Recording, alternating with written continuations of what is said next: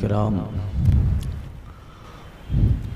السلام علیکم ورحمۃ اللہ وبرکاتہ۔ الحمد للہ نحمدہ ونستعینہ ونستغفرہ ونؤمن بہ ونتوکل علیہ ونعوذ باللہ من شرور انفسنا ومن سیئات اعمالنا، من يهده الله فلا مضل له ومن يضلله فلا هادي له، ونشهد أن مأوانا وملجانا محمدا عبده ورسوله أرسله بالحق بشيرا ونذيرا، أما بعد فأعوذ بالله من الشيطان الرجيم، بسم الله الرحمن الرحيم۔ اہل سنت والجماعت کے قدیم قانون و دستور کے مطابق بارگاہ رحمت عالم، رحمت تمام، مہ جمالہ، نیر طابہ، مہ خوبہ، شاہ بطحہ، جان عالمین طٰہٰ و یاسین رحمت للعالمین، حضور احمد مجتبیٰ محمد مصطفیٰ صلی اللہ علیہ وسلم کی بارگاہ قدس میں درود مقدس کا نذرانہ پیش کرے، پڑھے اللہم صلی اللہ۔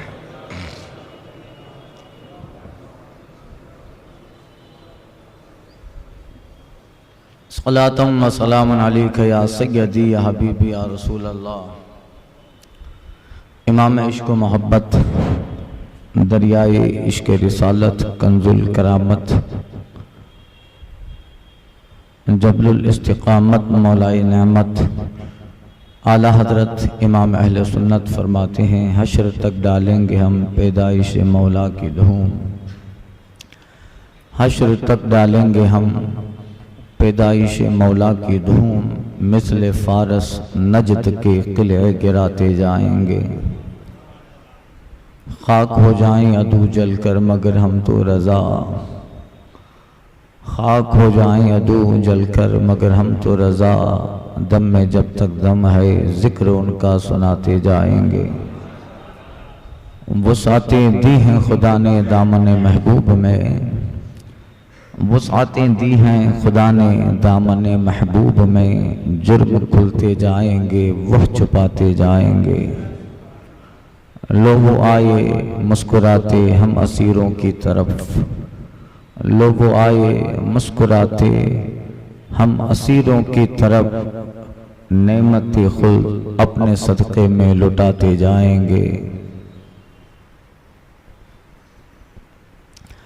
معزز سامعین، آج سفر کی 30 تاریخ ہے۔ ہمارے شہر جام نگر اور اطراف میں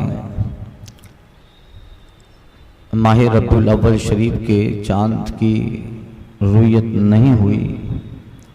مگر معتبر ذرائع سے معلوم ہوا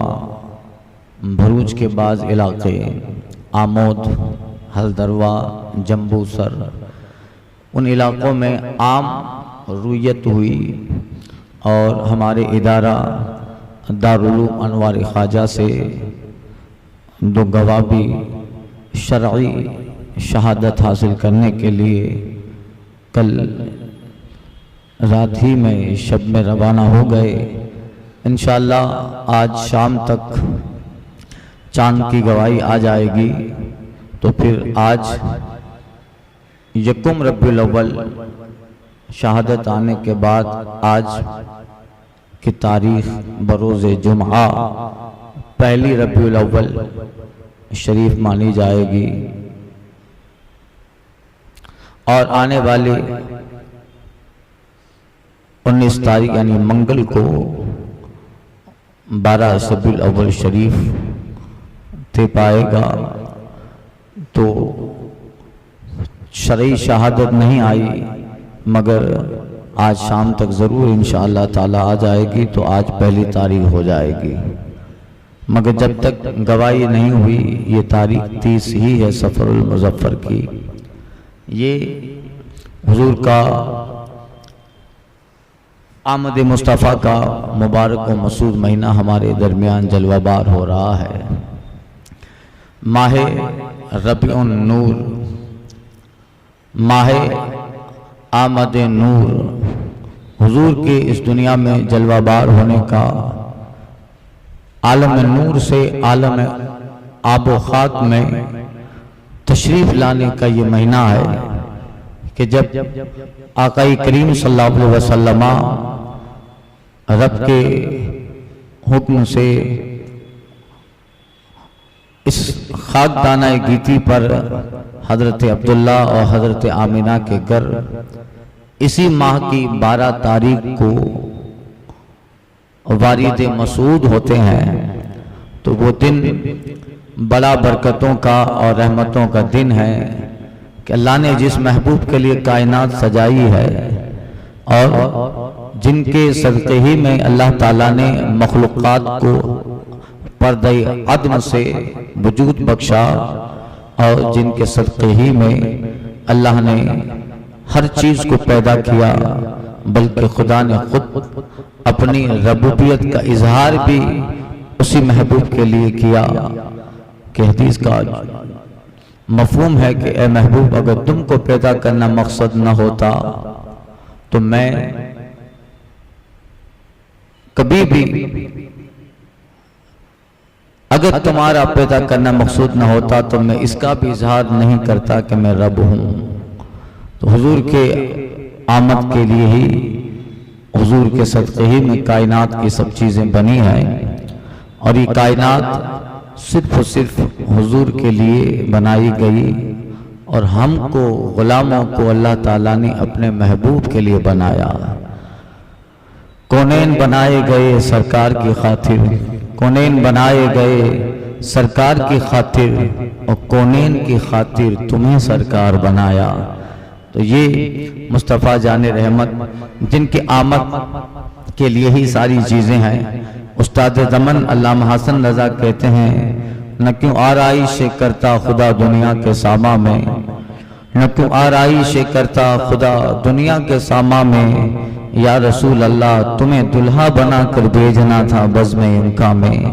یہ رنگینی یہ شادابی کہاں گلزار رضواں میں، یہ رنگینی یہ شادابی کہاں گلزار رضواں میں، ہزاروں جنتیں آ کر بسی ہیں کوئے جانا میں۔ تو حضور کی آمد کے لیے ہی سب کچھ ہے، اور امام اہل سنت نے فرمایا، وہ جو نہ تھے تو کچھ نہ تھا، وہ جو نہ ہو تو کچھ نہ ہو، جان ہے وہ جہان کی، جان ہے تو جہان ہے۔ تو حضور کی آمد، اور اللہ نے انبیاء سابقین میں بھی حضور کی آمد کا ذکر فرمایا کہ اللہ جب کسی نبی کو مبعوث فرماتا، اور وہ انبیاء چاہے انبیاء بنی اسرائیل ہوں، اللہ تعالیٰ جب انہیں کتاب دیتا، انہیں صحیفے دیتا، تو ان صحیفوں میں اللہ تعالیٰ اپنے محبوب کا ذکر کرتا۔ اے نبی، چاہے وہ موسیٰ علیہ السلام ہو، ان کی تورات ہو، چاہے حضرت داؤد ہو اور ان پہ نازل شدہ کتاب زبور ہو، چاہے عیسیٰ بن مریم ہو، روح اللہ ہو، اور ان پہ جو کتاب اتری کتاب انجیل ہو، اور دیگر انبیاء کرام پہ اللہ تعالیٰ نے صحائف اتارے، انہیں صحیفے دیے، ان سب میں اللہ تعالیٰ نے اپنے محبوب کی آمد کا ذکر فرمایا، اور ان انبیاء سے کہا گیا کہ اے نبیوں کی جماعت، ایک گروہ انبیاء، میرا محبوب آنے والا ہے، تمہارے یہاں آنے کا مقصد یہ ہے کہ میرے محبوب صلی اللہ علیہ وسلم کی آمد کے لیے دروازے کھولے جائیں۔ تو انبیاء سابقین آتے رہے، اور وہ رسول اللہ صلی اللہ علیہ وسلم کا ذکر کرتے رہے۔ حضرت موسیٰ اپنی قوم میں حضور کا ذکر کرتے ہیں کہ نبی آخر زمان آنے والے ہیں۔ حضرت نوح اپنی امت میں اپنی قوم میں حضور کا ذکر کرتے ہیں۔ حضرت داؤد علیہ السلام بنی اسرائیل میں ذکر کرتے ہیں کہ زبور میں جس پیغمبر کا ذکر ہے وہ پیغمبر عنقریب اس دھرتی اس زمین پہ جلوہ بار ہونے والے ہیں۔ حضرت عیسیٰ آسمان پہ اٹھنے سے پہلے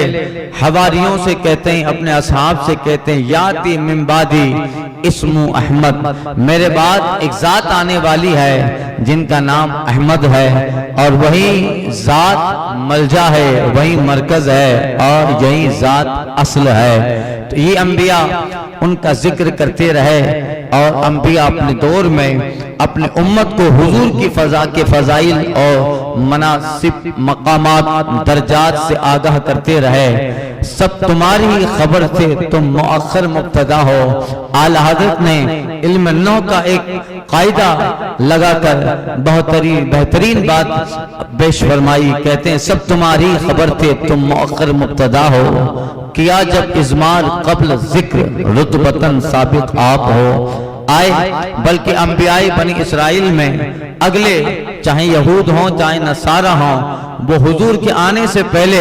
حضور کے وسیلے سے دعائیں کرتے تھے۔ اللہ نے سورہ بقرہ میں ان کا ذکر فرمایا، وَكَانُوا وَمِن قَبْلُ يَسْتَفْتِحُونَ عَلَى الَّذِينَ كَفَرُوا، اور محبوب بھی آپ کی آمد سے پہلے، نبی آخر زمان کی دنیا میں آنے سے پہلے، جب انہیں یہودیوں کو کسی جنگ میں جانا ہوتا اور سامنے دشمن کا مقابلہ ہوتا تو وہ اپنی کتاب تورات کو دے کے جاتے اور اللہ کے بارگاہ میں حضور کے وسیلے سے دعا کرتے، اے مولا اس پیغمبر کا وسیلہ جس کو تو نبوت اور رسالت کے ساتھ اور جملہ فضائل کے ساتھ دنیا میں بھیجنے والا ہے، اے مولا وہ پیغمبر جن کے صدقے میں تو نے ہمارے نبی جناب موسیٰ کو کلیم اللہ عطا فرمائی،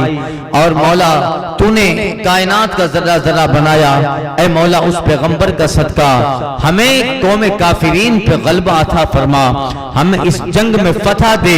اللہ تعالیٰ کی بارگاہ میں وہ حضور کے وسیلے سے دعا کرتے۔ ابھی حضور جلوہ بار نہیں ہوئے ہیں، ابھی آئے نہیں ہیں، آنے کا وقت ہے، اب 4000 سال کے بعد جو ہے ہزاروں سال کے بعد آئیں گے، صدیوں کے بعد آنے والے ہیں،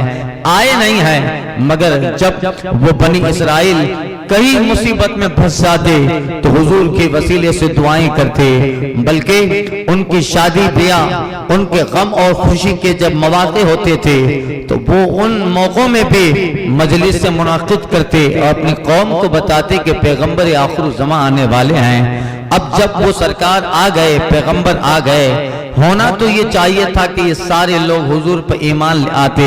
کہ صدیوں سے ہمارے آباء و اجداد نے جس کا ذکر کیا یہ وہی تو پیغمبر ہیں، اور ہم نے تورات و انجیل میں جو نشانیاں دیکھی وہ ساری نشانیاں اس پیغمبر میں جلوہ بار ہیں، تو اب ہونا چاہیے کہ وہ ایمان لے آتے، مگر چند باتیں ان کے مقصد کے خلاف تھی۔ وہ چاہتے تھے کہ نبی آخر زمان بنی اسرائیل میں آئیں، مگر حضور بنی ابراہیم میں آئے، حضور بنی اسماعیل میں آ گئے، اور دو چار باتیں جو ان کے مقصد کے خلاف تھی تو بس ان کی ضد میں وہ اڑ گئے اور آقا کریم صلی اللہ علیہ وسلم کے مخالف ہو گئے،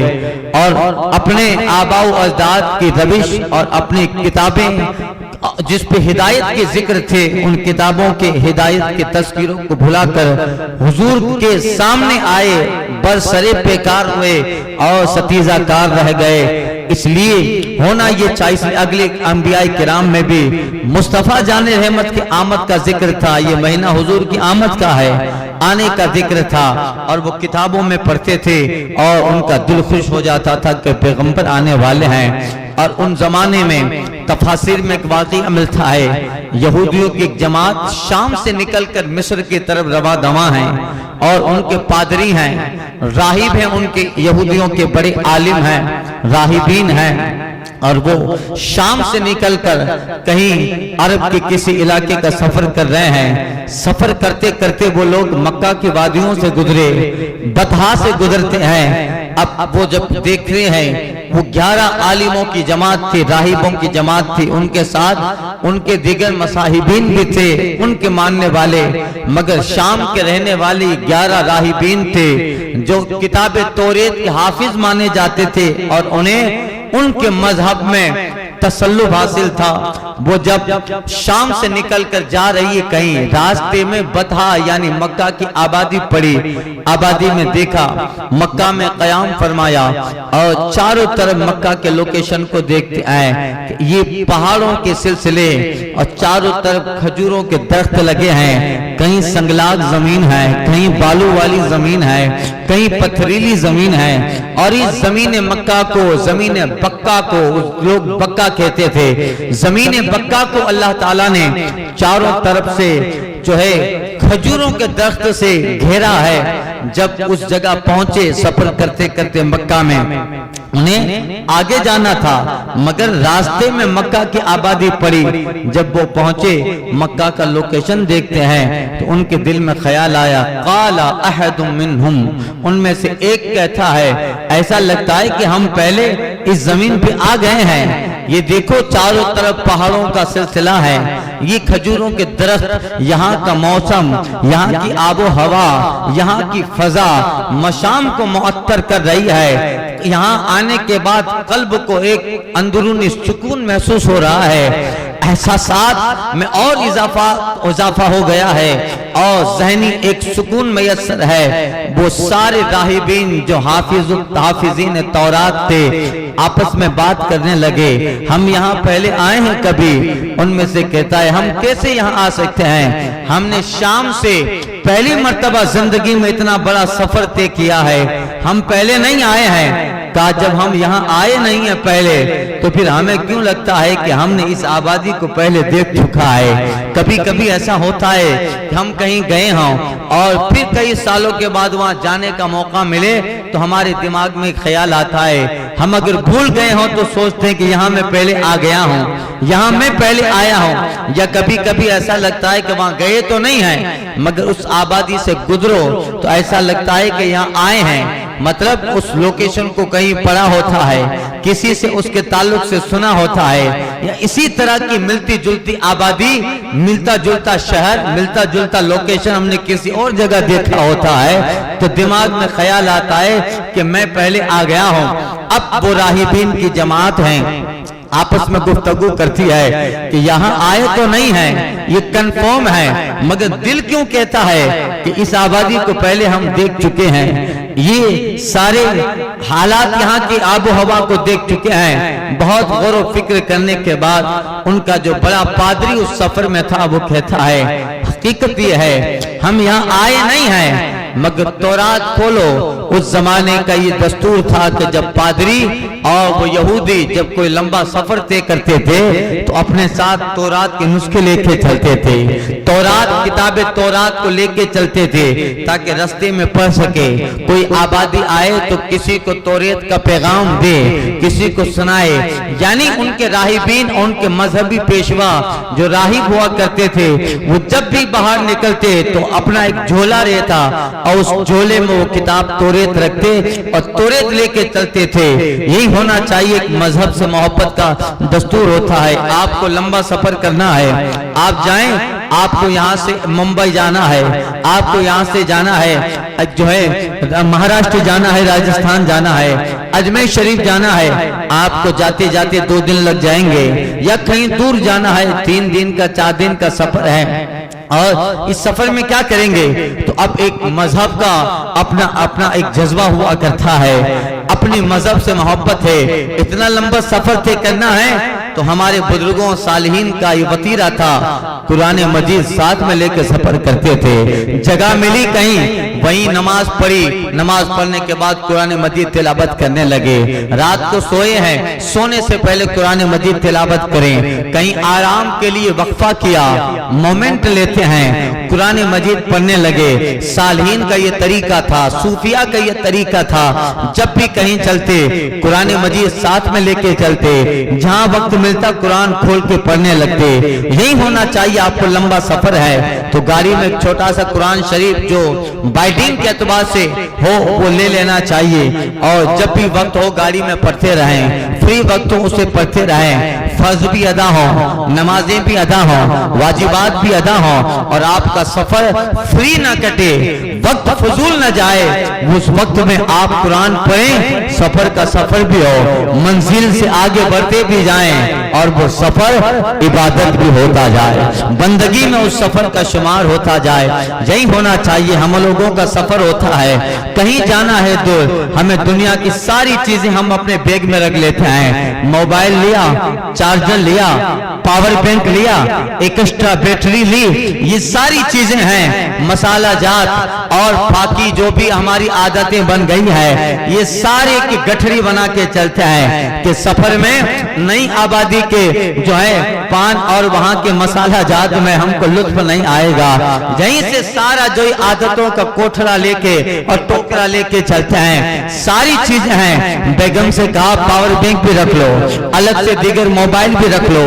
اور جو ہے چارجر بھی رکھ لو، کھانے کی چیزیں رکھ لو، ساری چیزیں گاڑی میں رکھ لی۔ مگر کوئی ایسا دیندار اللہ والا ہوتا ہے جو کہتا ہے کہ لمبا سفر ہے، گاڑی میں مسلح بھی رکھ لیا جائے، ایک قرآن مجید بھی رکھ لو، ایک ابوٹ پانی کا کولر بھی گاڑی میں رکھ لو، تاکہ راستے میں کہیں وضو کے لیے پانی نہ ہو تو اور نماز کا وقت آ جائے تو پھر پانی سے وضو کر کے اللہ کا فریضہ ادا کر لے۔ یہ مذہب سے محبت کا جذبہ ہے۔ جب دین کی محبت ذہن و فکر میں ہوتی ہے، اسلام کی جو ہے بہترین تعلیمات سے جب جسم آراستہ، روح آراستہ ہوتی ہے تو بندے کو یہ سارے خیالات آتے ہیں، وہ جہاں رہتا ہے اپنا دین ساتھ میں رکھتا ہے، جہاں رہتا ہے اپنے دین سے جو لوازمات ہیں دین کے ساتھ رکھتا ہے، گھر میں ہو تو دین ہے، باہر ہو تو دین ہے، سفر میں ہو تو دین ہے، حضر میں ہو تو دین ہے، گاڑی میں بیٹھے تو دین ہے، فلائٹ میں بیٹھے تو دین ہے، ٹرین کا سفر کرے تو دین ہے، یعنی اس کا کام تو ہوتا رہتا ہے مگر دینداری بھی ساتھ میں رہتی ہے، قرآن بھی پڑھے، فرائض بھی ادا کرے، واجبات بھی ادا کرے، اور جو ہے عبادت بھی ہوتی رہے۔ یہی ساری چیزیں ہوتی ہیں جس کی بنیاد پر اس بندے کی یہ ساری چیزیں اللہ کو پسند کرتا ہے اور وہ بندہ رب کے کرم میں رہتا ہے، اس کا سفر آسان ہوتا ہے، اس پہ دشواریاں سفر کی نہیں آتی ہے۔ اللہ اس کے ان بہترین عبادات اور ان تلاوتوں کے صدقے میں اس کے سفر میں آسانیاں دیتا ہے، اللہ اس کے لیے بہتریاں اتارتا ہے۔ وہ راہبین کی جماعت جب بھی چلتی اپنے ساتھ ایک جھولا رکھتی اور جھولے میں ان کی تورات رہا کرتی۔ اب جو ہے وہ لوگ سوچنے لگے کہ ہاں اس آبادی میں آئے تو نہیں ہیں، مگر ان میں سے ایک کہتا ہے ہم آئے نہیں ہیں مگر توریت کا فلاں چیپٹر کھولو، توریت کی فلاں آیت کھولو۔ ہم نے اس توریت کی آیت، اس چیپٹر، اس سورت میں پڑھا ہے کہ ہمارے اللہ رب نے ہمارے پیغمبر پر جو کتاب توریت اتاری ہے، اس توریت میں اللہ نے آخری نبی کے آنے کا ذکر کیا ہے، وہ محبوب کائنات آئیں گے، مقصد کائنات آئیں گے، مصدر کائنات جلوہ بار ہونے والے ہیں۔ مگر اس کتاب توریت میں اللہ نے بیان کیا ہے وہ پیغمبر جب آئیں گے، جس جگہ آئیں گے، جس لوکیشن میں آئیں گے، ان کی جائے ولادت دنیا میں آنے کی جو جگہ ہے، اللہ نے اس تورات میں اس کا لوکیشن بتایا ہے کہ وہ مکہ میں آنے والے ہیں۔ اسی طرح کا علاقہ ہوگا، لہذا جو دل بار بار کہہ رہا ہے کہ آئے نہیں ہیں مگر کیوں لگتا ہے کہ یہاں آئے ہیں، اس کی وجہ یہ ہے کہ ہم نے اس طرح کا لوکیشن تورات میں پڑھا ہے۔ کھولو فلاں تورات کے صفحہ، ان پادریوں نے توریت کا فلاں صفحہ کھولا تو اس میں لکھا ہوا تھا پیغمبر آخر الزمان جس زمین پہ جلوہ بار ہوں گے وہ زمین اسی طرح کی ہوگی، چاروں طرف پہاڑوں کے سلسلے ہوں گے، کھجوروں کے باغات لگے ہوں گے۔ لہذا ہم نے آخری نبی کے آنے کا جو لوکیشن تورات میں پڑھا ہے وہ یہی مکہ ہے۔ ہم کتنے خوش نصیب ہیں، ہمارے انبیاء بنی اسرائیل نے جس نبی کے آنے کا ذکر کیا ہم اس نبی کی زمین پہ آ گئے ہیں، اس پیغمبر آخر الزمان کی زمین پہ آئے ہیں۔ کتنے خوش نصیب ہیں، ہمیں اس زمین پہ سانس لینے کا موقع ملا، چونکہ یہ وہ نبی ہیں جس کا ذکر جناب موسیٰ نے کیا ہے، جس کا ذکر حضرت سلیمان نے کیا ہے، اور انبیاء کرام جس کا ذکر کرتے رہے۔ اب وہ تورات لے کر وہ راہبین کی جماعت غالباً 11 پادری تھے، ان کے ساتھ ان کی جماعت تھی، آخری نبی کا ذکر کرتے رہے۔ اب ان میں سے کہتا ہے کہ جب اسی زمین پہ نبی آخر الزمان آنے والے ہیں تو ہمیں اللہ تعالیٰ نے توریت میں بتایا ہے، اور ہمارے باپ دادا، ہمارے آباء و اجداد نے بھی ہم کو بتایا وہ نبی آخر الزمان جب دنیا میں جلوہ بار ہو جائیں تو پھر دیر مت کرنا، ان پہ ایمان لانا ہی تمہارے لیے فلاح و کامیابی ہے، کامرانی ہے۔ کیا کریں؟ ان کے دماغ میں یہ خیال بسا تھا اب وہ نبی آخر الزمان آئیں گے، مگر ان کے دماغ میں ایسا تھا اب وہ 1000 سال کے بعد آئیں گے، 500 سال کے بعد وہ نبی آخر الزمان آئیں گے، ابھی تھوڑے آئیں گے۔ دماغ میں ایسا تھا، مگر ان میں سے ایک کہتا ہے جب یہاں سے گزر رہے ہیں، جب اس نبی کے آنے کی جگہ، آنے کے شہر اور جہاں وہ نبی پیدا ہونے والے ہیں اس زمین پہ ہمارا گزر ہو رہا ہے، تو پھر بعد میں اس جگہ ہم آ پائیں نہ آ پائیں، چلو کسی سے پوچھتے ہیں وہ نبی آئیں کہ نہیں آئیں، اگر نہیں آئیں تو کسی سے کہتے ہیں کہ وہ جب آ جائیں اور تمہارے زمانے میں آئے تو کہنا کہ ہم غلاموں کی جماعت یہاں سے گزری تھی اور نبی آخر الزمان کو ہمارا سلام دینا۔ وہ جنگل میں قیام تھا ان کا، کہیں آبادی کے باہر قیام تھا، اندر داخل ہوئے، مکہ شہر میں آئے اور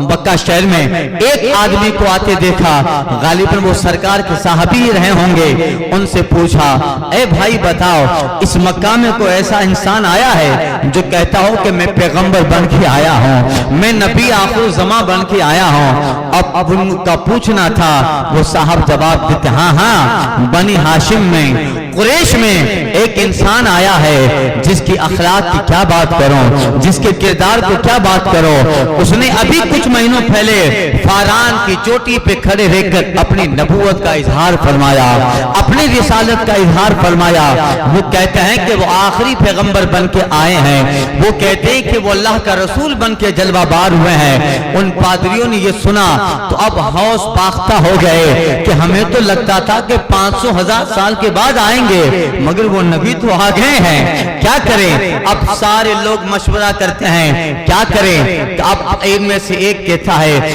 کیا پتا یہ وہی ہیں جس کا توریت میں ذکر ہے، کوئی بھی آ کر نبوت کا دعویٰ کرے گا، رسالت کا دعویٰ کرے گا۔ ان میں کا بڑا پادری تھا، اس پادری سے مشورہ لیتے ہیں بتاؤ کیا کیا جائے؟ وہ حافظ التورات پادری کہتا ہے کھولو توریت کا فلاں صفحہ، فلاں چیپٹر، فلاں باب توریت کا کھولا کہ دیکھو توریت میں اللہ تعالیٰ نے بیان فرمایا ہے وہ نبی آخر الزمان جب آئیں اور تمہیں شک ہو، تردد ہو، تمہیں ڈاؤٹ ہو کہ یہی آخری پیغمبر ہیں یا کوئی اور ہیں، یہ ہیں یا کہ جھوٹے کہہ رہے ہیں کوئی اور ہیں، کیا یہی آخری رسول ہیں، اللہ کے آخری پیغمبر ہے جس کا ذکر انبیاء بن اسرائیل نے کیا؟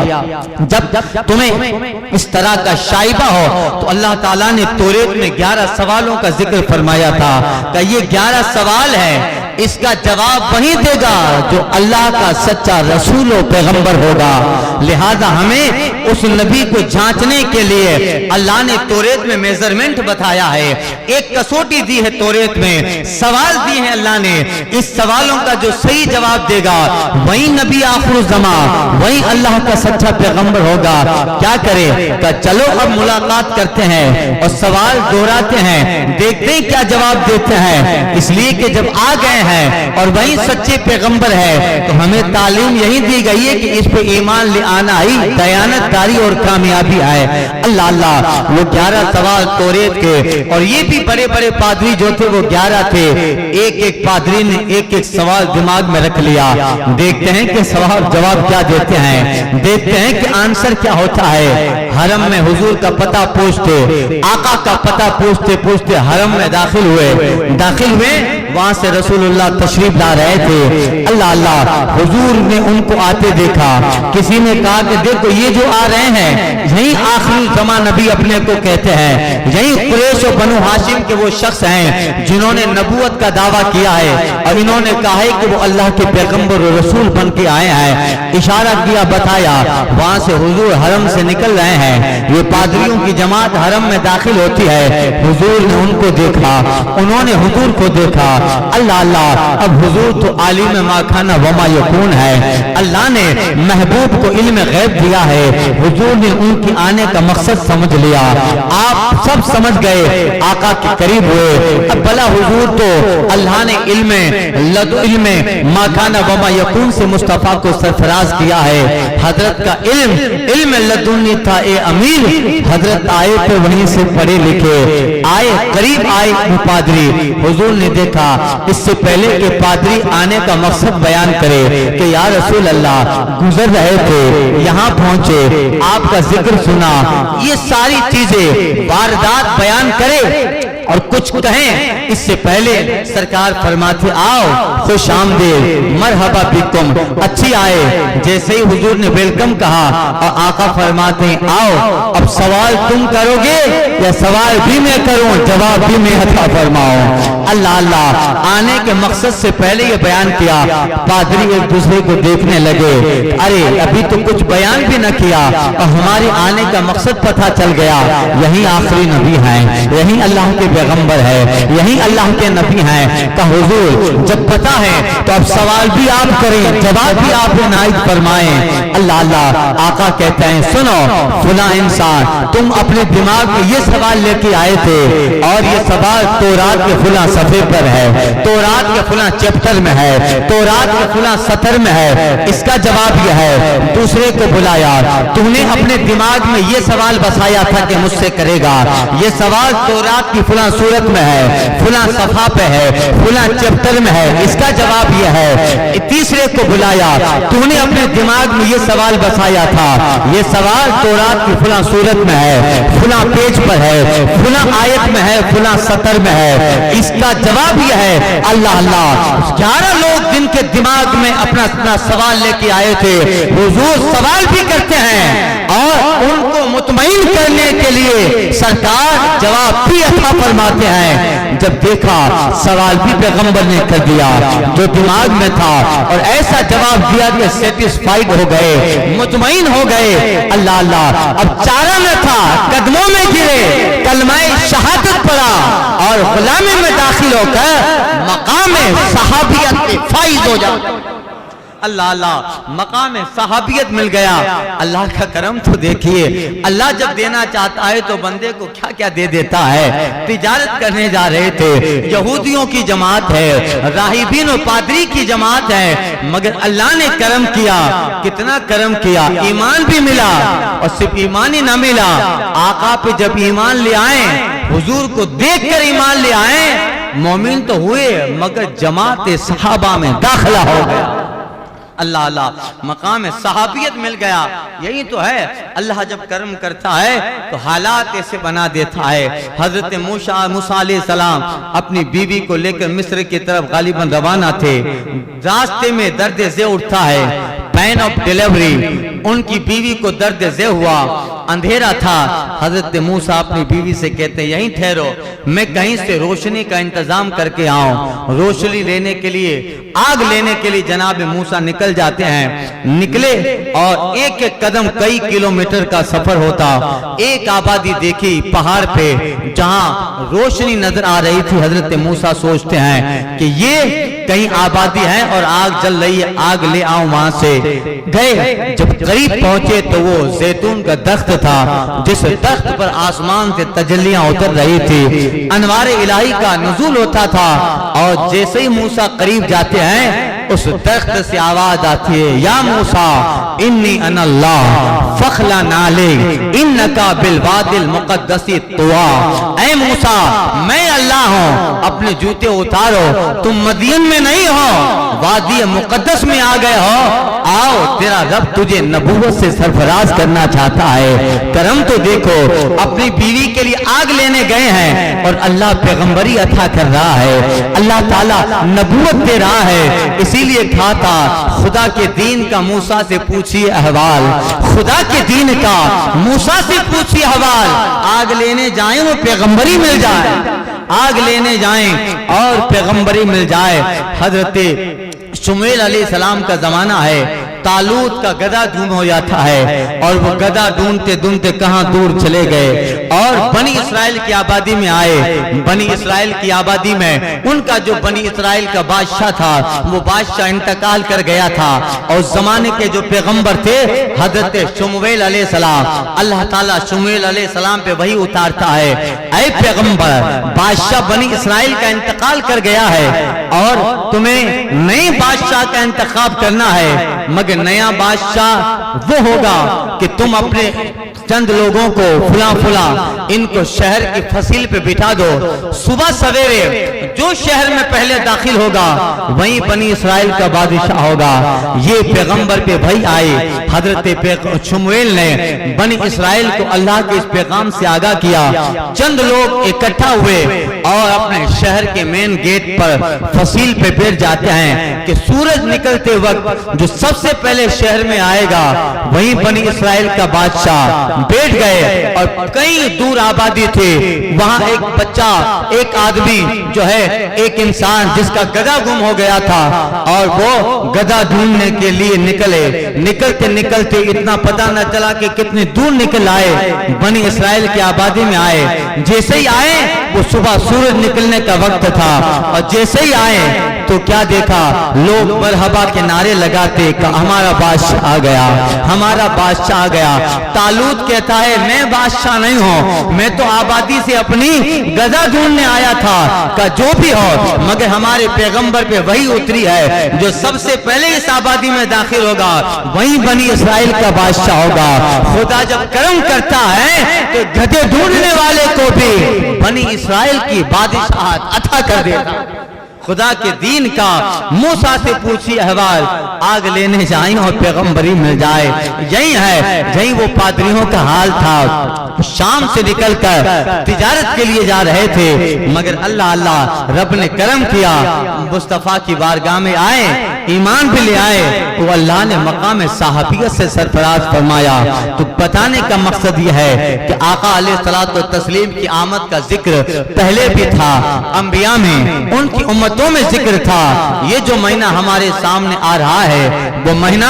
उसी आका की तशरीफ लाने का महीना है, उसी महबूब के इस खाक दानाए गीती पे जलवाबार होने का महीना है, जिसकी शान यह है कि शायर मशरिक, मुफक्किर इस्लाम, मुसव्विर पाकिस्तान, कलंदर लाहौरी डॉक्टर इकबाल ने कहा था, या रसूल अल्लाह लौह भी तू कलम भी तू तेरा वजूद अल किताब, लौह भी तू कलम भी तू तेरा वजूद अल किताब, गुंबद आप की ना रंग तेरे मुहित में हुबाब, शौकते संजुर सलीम तेरे जलाल की नमूद, फक्रे जुनेदो बायजीद तेरा जमाल बेनकाब। और या रसूल अल्लाह इश्क तेरा गर न हो मेरी नमाज का इमाम, मेरा कयाम भी हिजाब मेरा सुजूद भी हिजाब। ये जो है नबी आखिर ज़मा, तो उस पैगंबर के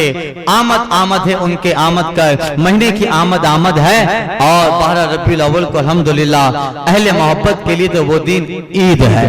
वो दिन ईद है। इसीलिए आशिक ईद रबीउल अव्वल कहता है, इसलिए कि जो दोनों ईदें मिली हैं इसी पैगंबर के दुनिया में आने के सदक़े में मिली है। एक पल्ले में वो दोनों, एक पल्ले में ये एक, दोनों ईदों से मर के है ईद मिलादुन नबी, दोनों ईदों से बढ़ के है ईद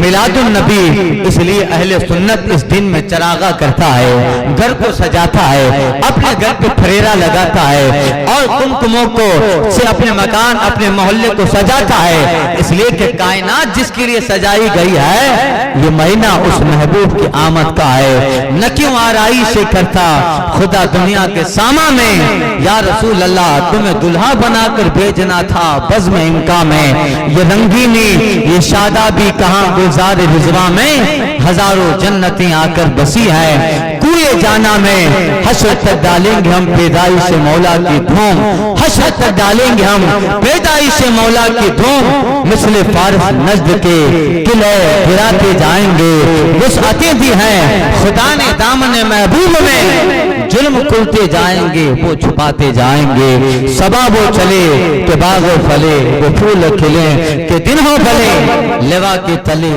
सना में खुले रजा की ज़बां तुम्हारे।